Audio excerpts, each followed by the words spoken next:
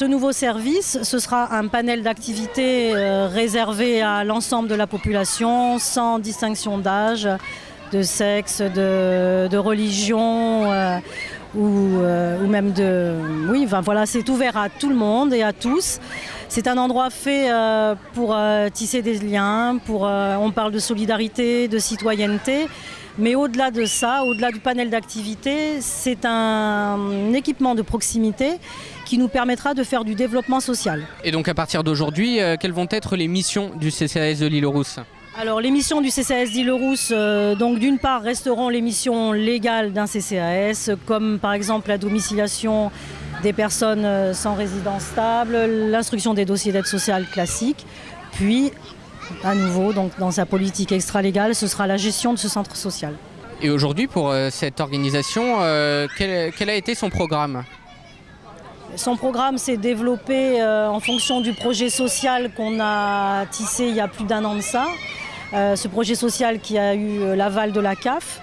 Donc on a donc une prestation financière de la CAF. Et puis on a fait un planning qu'on tient à votre disposition avec toutes les activités, mais il y aura surtout on y tient des événements tout au long de l'année.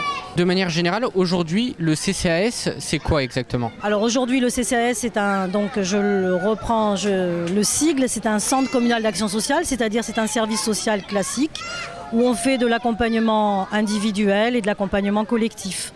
Il y a une politique légale et une politique extra-légale.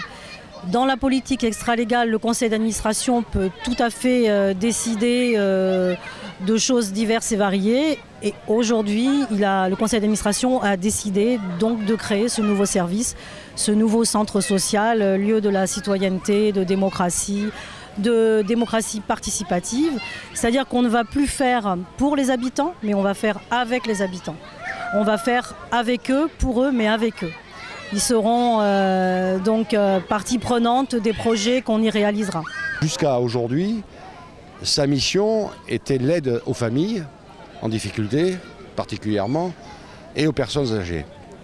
Aujourd'hui, l'ouverture du centre social va permettre, puisque aujourd'hui le CCAS c'est 3 agents, va permettre d'organiser, je dirais, des actions au service des familles, des enfants, des anciens.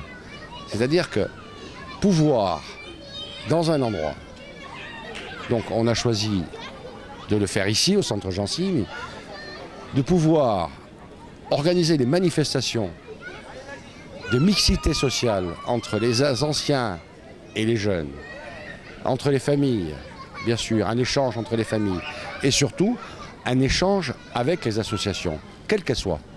Toutes les associations contribuent au fonctionnement du centre social. C'est très important et c'était une attente de tous et particulièrement du CCAS qui attendait de pouvoir signer cette convention. Nous l'avons fait il y a quelques mois avec la Caisse d'allocation familiale qui va nous apporter donc une somme substantielle pour le budget du CCAS.